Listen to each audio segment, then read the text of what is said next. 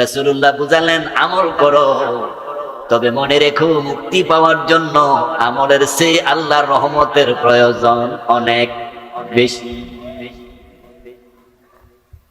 এই জন্য প্রিয় নবী বলছেন ইন্নামা মান্নুকা শাহালাকা। আপনারা একটি হাদিস সব শুনে থাকেন মাহফিলগুলোতে, হাসরের দিন আল্লাহর নবীরা পর্যন্ত ইয়া নাফসি করবে, এমন হাদিস কি শুনেন নাই? কারণ শুধু এটা, কারণ নবীরা জানেন আল্লাহ যদি কারোর উপর রহমতের নজরে না তাকায়, বরং তাকে বলে হিসাব দে, তাহলে তার উপায় নাই। এই জন্য হাসরের ময়দানে আল্লাহ আগে কলবের দিকে তাকাবেন। আমলের দিকে তাকাইলে কেউ নাজাত পাবে না। দুনিয়া তো আল্লাহ কলবের দিকে তাকাবেন। এবার বলুন তো, রোজা যে তাকওয়া দেয়, তাকওয়া কোথায় থাকে? মাশাআল্লাহ বলুন আবার, কোথায়? তাকওয়াটা কলবে ঢুকান। না খাইয়া আছেন, পান করেন নাই, লম্বা রোজা রেখেছেন, কলবে তাকওয়া ঢোকে নাই, এই উপাসের দাম এক পয়সাও নাই। বউয়ের সাথে ঝগড়া কইরা একদিন উপাস ছিল, 2 দিন উপাস ছিল, রাগ কইরা ভাতই খায় না, এমন হাজবেন্ড 2-4 জন আছেন। সওয়াব হইছে কতটুকু? তো খায় নাই, না খেয়ে থাকার নাম রোজা না। আমার প্রিয় ভাইরা, তাকওয়া কলবে আসলো কিনা সেটা ইম্পর্টেন্ট। قال النبي صلى الله عليه وسلم إن الله لا ينظر إلى صوركم وأموالكم ولكن ينظر إلى قلوبكم وأعمالكم। আল্লাহ তোমার সুরতের দিকে তাকাবে না, পাগড়ি কত লম্বা, টুপি কত সুন্দর, দাড়িটা কত প্রলম্বিত, তোমার গায়ের জামা কত সফেদ কালারের, তোমার কত লাখ কোটি টাকা দিয়া মসজিদ বানাইছো, কত কোটি টাকা দান করছো, যাকাত দিছো, কত লুঙ্গি কত শাড়ি বিলাইছো, আল্লাহ এগুলো দেখবে না। আল্লাহ প্রথমে দেখবেন তোমার কলবের খবর কি। ওয়ালাকিন ইয়ানজুরু ইলা কুলুবিকুম, তিনি তাকাবেন কলবের দিকে, ওয়া আমালিকুম, কলবের দিকে তাকানোর পরে এবার তাকাবেন তোমার আমলের দিকে। তাহলে দুনিয়াতে আমল কবুল করার আগে কোথার দিকে তাকাবেন? কলবের দিকে। এবার আখিরাতে যান। হাসরের ময়দানে আল্লাহর সামনে মানুষ যখন হাজির হবে, রাসূলুল্লাহ সাল্লাল্লাহু আলাইহি ওয়াসাল্লাম বলেন আল্লাহর কিছু বান্দার হিসাব আল্লাহ প্রকাশ্যে নেবেন না। কোটি কোটি মানুষ হাসরের মাঠে আছে, আল্লাহ হিসাব নিচ্ছেন, সবার হিসাব দেওয়া সব। কিন্তু প্রিয় নবীজি বলছেন কিছু মানুষ আছে যাদেরকে আল্লাহর সামনে আসার পরে রহমতের চাদর দিয়া ঢেকে গোপনে হিসাব নেবে।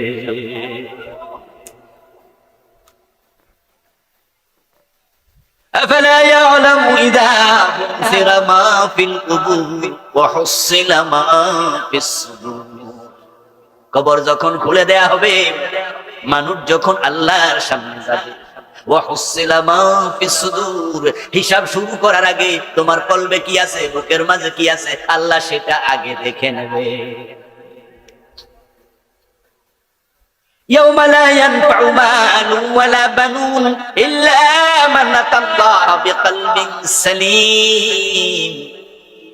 দুনিয়ায় কে কত কোটি টাকার মালিক ছিল, কে কত বড় ক্ষমতাওয়ালা ছিল, কতজন সন্তানের বাবা ছিল, আল্লাহ বলে এগুলোর দিকে তাকাবো না, এগুলো কোনো কাজে আসবে না।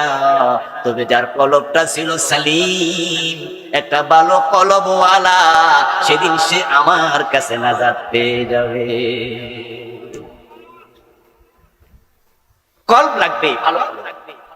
এখন যে কলবে পাপাচার আছে সে কলব ভালো নয়, যে কলবে হিংসা আছে সে কলব ভালো নয়, যে কলবে বিদ্বেষ আছে সে কলব ভালো না, ঠিক কিনা? মুক্তি পাওয়ার জন্য ভালো কলব দরকার। ওই কলবে তাকওয়া থাকবে। এখন আমাদের দেশে এমন অসংখ্য মানুষ আছে যাদের কলব পাপে ভর্তি, যাদের কলব হিংসায় ভর্তি, মুসলমানের প্রতি বিদ্বেষ রাখে, এমন মুসলমান আছে না নাই? শুধু মুসলমান না, এমন আলেম ওলামারও অভাব নেই। সাবধান মুসলমান, সাবধান। আপনার যত বিদ্বেষ হবে সব হবে কাফেরের সাথে, কিন্তু কোন মুসলমানের সাথে বিদ্বেষ রাখার কোন অনুমতি আল্লাহর বিধানে নাই।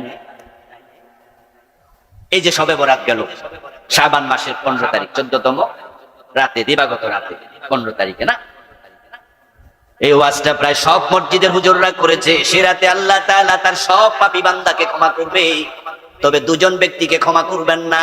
একজন হলো মুশরিক, আর একজন হলো বিদ্বেষ পোষণকারী। যে আল্লাহর সাথে অন্যরে শরীক বানায় সে কত খারাপ মানুষ, কত খারাপ। আর সাথে যোগ করলেন যে বিদ্বেষ রাখে, বিদ্বেষ পোষণকারী মুশরিক না, কিন্তু তার ক্ষমা নাই শবে বরাতের রাতেও। অথচ বাংলাদেশে মানুষ একজন আর একজনের সাথে বিদ্বেষ রাখছে, আলেম আলেমের বিদ্বেষ রাখে, পীর পীরের বিদ্বেষ রাখে, খতিব খতিবের বিদ্বেষ রাখে, একজন আরেকজনের বিদ্বেষ রাখে। এটা রাসূল এবং সাহাবীদের চরিত্র নয়। মুখে মুখে বলবেন আমরা রাসূলকে ভালোবাসি, সাহাবাদেরকে ভালোবাসি, কিন্তু চরিত্রে রাসূলের চরিত্র থাকবে না, সাহাবাদের চরিত্র থাকবে না। এ মুখে বলার ভালোবাসার মূল্য এক আনাও নাই। 8 রাকাত তারাবি হবে না 20 রাকাত তারাবি হবে, এই নিয়ে ঝগড়া করে আমি হানাফি তাই আহলে হাদিসের সাথে বিদ্বেষ রাখছি, এমন হানাফি আছে না নাই? আমি 8 রাকাত তারাবি পড়ি, আমি হলাম আহলে হাদিস। উনি 20 রাকাত পড়ে তাই উনার সাথে বিদ্বেষ রাখে, এমন আহলে হাদিস আছে না নাই? আজীব মুসলমান। আপনি 8 রাকাত পড়েন ভালো, আপনি 20 রাকাত পড়েন ভালো। মালিকি মাযহাবের লোকেরা 36 রাকাত পড়ে ভালো। রাসূলুল্লাহর হাদিস হলো সালাতুল লাইল মাসনা মাসনা, রাতের নামাজ হবে 2 রাকাত 2 রাকাত। যত ভালো লাগে ক্ষমতা যা আছে পড়তেই থাকো। আচ্ছা আমার ভাইয়েরা, এই যে আপনি রাকাত বলে বিদ্বেষ রাখেন, আপনার সাথে আমার মাসালার দ্বিমত আছে, থাকতেই পারে। ইমাম আবু হানিফা রাহমাতুল্লাহি আলাইহি বলেছেন ইমামের পিছনে কেরাত পড়লে নামাজ বাতিল। তাই ইমামের পিছনে চুপ করে থাকবা, সূরা ফাতিহা পড়া যাবে না, পড়লে নামাজ বাদ। ইমাম শাফি বলছে ইমামের পিছনে সূরা ফাতিহা পড়তেই হবে, না পড়লে নামাজ বাদ। পুরা 100% উল্টা ফতোয়া। কথা কি বুঝলেন আমার? একবারে 180 ডিগ্রি উল্টা, মানে ইউটার্ন বলেন তো। ইমাম আবু হানিফার ফতোয়া ইমামের পিছনে কেরাত পড়লে নামাজ বাদ। ইমাম শাফি রাহমাতুল্লাহ আলাইহির ফতোয়া না পড়লে নামাজ বাদ। এই যে ফতোয়ার মাঝে ইখতিলাফ, তাই বলে কি শত্রুতা করা যাবে? এক হুজুর আর এক হুজুরের বিরুদ্ধে বিদ্বেষ রাখা যাবে? অথচ মুসলমান এমন বিদ্বেষী, শুধু ফতোয়া আপনার সাথে মিলে না, আপনার বিরুদ্ধে ইজ্জতে হাত দিয়া কথা বলতো পিছপা হয় না, এবং সুযোগ পাইলে অপবাদ পর্যন্ত আরোপ করে দেয়। আমার বন্ধু বসেন, আমার প্রিয় ভাই,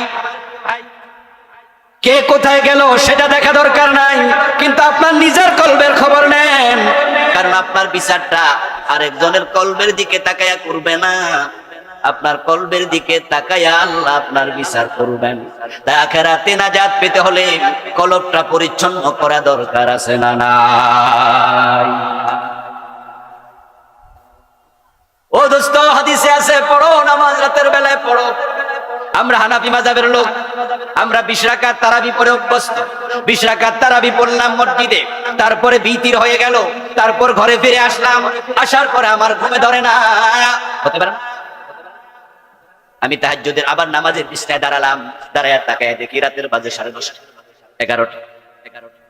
আপনারা জবাব দিয়ে, রাতের 10:30 11টা কি তাহাজ্জুদের টাইম হইছে? আচ্ছা, এখন আমার ঘুমে ধরে না, আমি যদি না যাই নামাজে দাঁড়াই আরো 4 রাকাত নামাজ পড়ি, এটা কি না জায়েজ? কি হুজুর? তাহলে 20 রাকাত না পড়ে আইলাম, তো এখন যদি 4 রাকাত পড়ি তাহলে কয় রাকাত হয়ে যাব? তো আমি যে কইছি 20, তো 20 কই? এটা 24 হয়ে গেল।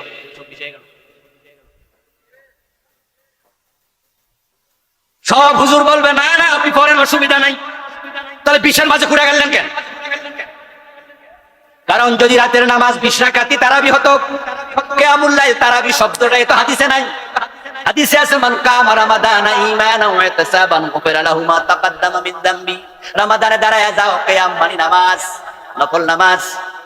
তারাবি শব্দটার প্রচলন আসছে পরে, তারাবি তারবিহাতুন থেকে বিশ্রাম দিয়ে দিয়ে পড়ে, এজন্যই নামাজের নাম সালাতুত তারাবি।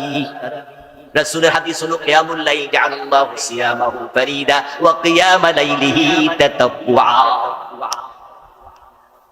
কিয়ামুল লাইল আপনি পড়লেন মসজিদে 20 রাকাত, এখন ঘরে আইসা হুজুর পড়লো 2 রাকাত, ওনার হইলো 22, আমি পড়লাম ঘরে আরো 4 রাকাত, আমার হলো 24, এই হুজুর পড়লো ঘরে আইসা 8 রাকাত, ওনার হয়ে গেল 28। পৃথিবীর একজন আলেম বলবে না 8 রাকাত বাদ, আপনার 4 রাকাত বাদ, কোন হুজুর বলবে না ওনার 2 রাকাত বাদ। এবার বলুন, যারা আপনারা 8 রাকাতের কথা বলতেছেন, মসজিদে 8 রাকাত পড়লেন, পড়ার পরে ঘরে আসলেন, আপনার ভালো লাগে না, ঘুমাইতে মন চায় না, যদি আপনি যায় না মাঝে দাঁড়ায়া আরো 4 রাকাত পড়েন, না জায়েজ? তাহলে 8 এর লগে 4 যোগ হইলে কয় রাকাত হয়ে গেল? তা আপনি যে মসজিদে 8 রাকাতে ঝগড়া করলেন, এখন যে 12 রাকাত হয়ে গেল। আসলে মুসলমান এমন ফাউল জিনিস নিয়ে ঝগড়া করে যেগুলো দেখে বড় কষ্ট পাই। আব্দুল্লাহ জাহাঙ্গীর রাহিমাহুল্লাহ নাম শুনছেন? আব্দুল্লাহ জাহাঙ্গীর রাহিমাহুল্লাহ বলতেছেন, একমাত্র রমজানের দিনে উনি যাচ্ছিলেন কোথাও, রাতের বেলা এশারের টাইম হলো, ভাবলেন নামাজটা পড়ে ফিরি, রাস্তার পাশে ড্রাইভারকে বললেন গাড়ি থামাও, ড্রাইভার গাড়ি থামালো, মসজিদে ঢুকলেন, ঢুকেই দেখেন মসজিদে 2 দল মারামারি করতে উপক্রম, চুপ তুমুল ঝগড়া চলছে। এই অবস্থায় হুজুর ঢুকলেন, হুজুরকে দেখে যারা চিনছে তারা আরে আরে আরে থামো থামো, হুজুর আসছে, হুজুর আসছে, এই হুজুরের জিগাও, হুজুরের জিগাও, ঝগড়া। তো হুজুর বলতেছেন, তারা আমার কাছে এসে বলছে, হুজুর এই হলো 8 রাকাতের পক্ষের লোক, এরা 20 রাকাত। এখন ইমাম সাহেব হলো একজন, 8 রাকাত ওলারা কয় যে 20 রাকাতে মসজিদে আর চলবে না, 20 রাকাত ওলারা কয় ঠেক পাইলে ঠেকাও, 20 এর কম করবো না। হুজুর পড়ছে বিপদে, এটা নিয়ে চলছে ঝগড়া, হুজুর এখন আপনি ফয়সালা দেন। হুজুর বলতেছেন, আমি 8 রাকাতের পক্ষের লোকদেরকে বললাম, এই ভাই 8 ওয়ালাকে হাত তোলা, যে আমরা 8 ওয়ালা। আচ্ছা 8 এর পক্ষে কি হাদিসে দলিল আছে? বলে হুজুর আছে। আপনিও তো জানেন আছে। ওকে, এই 20 এর পক্ষে কে কে হাত তোলা দেন? হুজুর আমরা দেন। 20 এর পক্ষে হাদিসে দলিল আছে? কই আছে। আচ্ছা মাশাআল্লাহ, 8 এর পক্ষে হাদিস আছে, 20 এর পক্ষে কথা বলেন না কেন? 20 এর পক্ষে হাদিস। হুজুর বলেন, তাহলে ঝগড়া যে করলেন এটার পক্ষে হাদিস আছে। মুসলমান মুসলমান পারস্পরিক ঝগড়া, বিদ্বেষ, হিংসা জায়েজ না হারাম? কথা বলতে হবে, জায়েজ না হারাম? সিবাবুল মুমিনি ফুসুকুন ওয়া কিতালুহু কুফর। মুমিন মুমিনের সাথে গালিগালাজ, ঝগড়া ফাসাদ, বিদ্বেষ, এগুলো হারাম। হত্যা করা কুফর। এবার বলুন তো, তারাবির নামাজ যদি কেউ না পড়ে কবিরা গুনাহ হবে নাকি? কবিরা গুনাহ হবে? যদি বলেন হ্যাঁ, তাহলে আবু বকর সিদ্দিকের যুগে যারা মারা গেছে সবাই জাহান্নামে যাবে, কবিরা গুনাহ। কারণ আল্লাহর হাবিবের জামানায় তিনি তারাবির নামাজ পড়েছেন জামাতের সাথে কয়দিন? আবু বকরের জামানায় একদিন। ওমর রাদিয়াল্লাহু তাআলা আনহুর সময় এসে তিনি হযরত উবাই বিন কাবের নেতৃত্বে চালু করলেন নামাজ 20 রাকাত। তাহলে আবু বকর সিদ্দিকের 2 বছর 3 মাস তারাবির নামাজে ছিল না। যে যা পড়ছে ব্যক্তিগত নামাজ। তারাবির নামাজ যদি কেউ না পড়ে সে সওয়াব থেকে বঞ্চিত হবে, অনেক বড় সওয়াব থেকে বঞ্চিত হলো। এজন্য আমরা পড়বো, পড়তে হবে। আমরা এটাকে সওয়াবের কাজ মনে করি, কিন্তু ফরজ মনে করি, ওয়াজিব মনে করি। ছাড়লে কবিরা গুনাহ হবে না, ঝগড়া করলে তো হারাম। স্যার বললেন ঝগড়ার হাদিস দেন। 2 দল বলতেছে হুজুর ঝগড়ার কি আর হাদিস আছে? তাহলে আপনারা মুসলমান এই যে চরিত্রহীনতা, একজন ইজ্জতে হাত দিয়ে কথা বলা, আমার প্রিয় ভাইরা বড় সাবধান থাকবেন। মুসলমানের চরিত্র হবে রাসূল এবং সাহাবাদের চরিত্রের মতো। মুহাম্মাদুর রাসূলুল্লাহ ওয়াল্লাযীনা মাআহু আশিদ্দাউ আলাল কুফার রুহামাউ বাইনাহুম। আল্লাহ কুরআন মাজিদের মাঝে বলতেছেন মুহাম্মাদুর রাসূলুল্লাহ সাল্লাল্লাহু আলাইহি ওয়াসাল্লাম এবং তার সাহাবারা তারা ছিলেন কাফেরের প্রতি বড় কঠোর, বড় রহমদিল। আশিদ্দাউ আলাল কুফার, আল্লাহর হাবিব এবং সাহাবাদের চরিত্র হলো তারা কাফেরের ব্যাপারে সিরিয়াস। এবার আপনাদের কাছ থেকে আমি জবাব চাই, যে লোকগুলো 8 রাকাত ওয়ালা তারা কি কাফের? ওদের সাথে কঠোর হলেন কেন? যারা আপনারা আহলে হাদিস দাবি করছেন আজকের সমাজে, করেন, আহলে হাদিস দাবি করেন, আমার আপত্তি নাই। আমরা হানাফি, আপনি আহলে হাদিস, একজন শাফি, একজন মালিকি হোক। কিন্তু আমার প্রশ্ন, আপনি 8 রাকাত পড়েন, আপনার ভালো লাগে, কিন্তু 20 রাকাত ওয়ালার সাথে যে কঠোর আচরণ করলেন, 20 রাকাত আমরা যারা পড়ি, আপনি কি আমাদের কাফের মনে করেন? তো মুমিনের প্রতি কঠোর হওয়ার বিধান আপনি কোথায় পাইলেন? বরং মোমেনের প্রতি মোমেন তো সাহাবাদের চরিত্রে আমরা দেখেছি যুদ্ধের মাঠে পানি পান করে নাই, আরেকজনকে পানি খাওয়ায় দিতে শহীদ হয়ে গেছে। মোমেনের চরিত্রে আমরা কি দেখেছি? হিজরতের পরে মুহাজির সাহাবাদেরকে আনসার সাহাবারা নিজের ঘরের মাঝখানে বেড়া দিয়া অর্ধেকটা করে দিয়েছে, জায়গা জমি দিয়ে দিয়েছে। এমন হাদিসও পাওয়া যায় একাধিক স্ত্রী ছিল। পর্দার আয়াত নাজিল হয়েছে 6ষ্ঠ হিজরিতে। হিজরত করার পরে নিজের 2টা-3টা বউ সবগুলা সামনে আনছে, তখন পর্দার আয়াত আসে নাই। সামনে এনে বলছে, ভাই আপনি তো আমার ভাই, রাসূল আপনার মাঝে আমার মাঝে ভ্রাতৃত্ব স্থাপন করেছে, আপনার বউ ছিল মক্কায়, এখন তো নাই, তা আমারে 3টা বউ আছে, আপনার কোনটা পছন্দ হয় আপনি ইশারা দেন। ইশারা দিয়েছে, তালাক দিয়ে ভাইয়ের সাথে বিয়ে দিয়েছে। ইয়ারমুকের যুদ্ধে পানি পান করে নাই, 7 জন শহীদ হয়েছে। ওয়ায়ুসিরুনা আলা আনফুসিহিম ওয়ালাউ কানা বিহিম খাসাসা। সাহাবীদের চরিত্র, ওই সাহাবীদের ভালোবাসা কলবে থাকবে, আর তার প্রমাণ চরিত্রের মাধ্যমে দিতে হবে, ঠিক কি না? ভালোবাসেন সাহাবীদেরকে অনেক, কিন্তু আরেক আলেমের প্রতি বিদ্বেষ রাখেন। রাসূলের সাহাবারা 8 রাকাত পড়েছে, আপনি 8 রাকাত পড়বেন, দলিল দেবেন। 20 রাকাত ওয়ালার সাথে বিদ্বেষ রাখবেন। রাসূলের সাহাবারা 8 রাকাতের বেশি পড়ে নাই, সাহাবীর আমল রাসূলের আমল, দলিল দেবেন, কিন্তু 20 রাকাত ওয়ালার প্রতি বিদ্বেষ রাখবেন। সাহাবীদের ভালোবাসা মুখে বললেন, বাস্তবে না। আমার প্রিয় ভাই, ইসলামের ক্যাটাগরি আছে, ক্রাইটেরিয়া আছে, বিধান আছে, ফর্মুলা বুঝতে হবে। রাসূলুল্লাহ সাল্লাল্লাহু আলাইহি ওয়াসাল্লাম বলে গেছেন, মান আহাব্বা সুন্নতি ফাকাদ আহাব্বানি ওয়া মান আহাব্বানি কানা মাই ফিল জান্নাহ।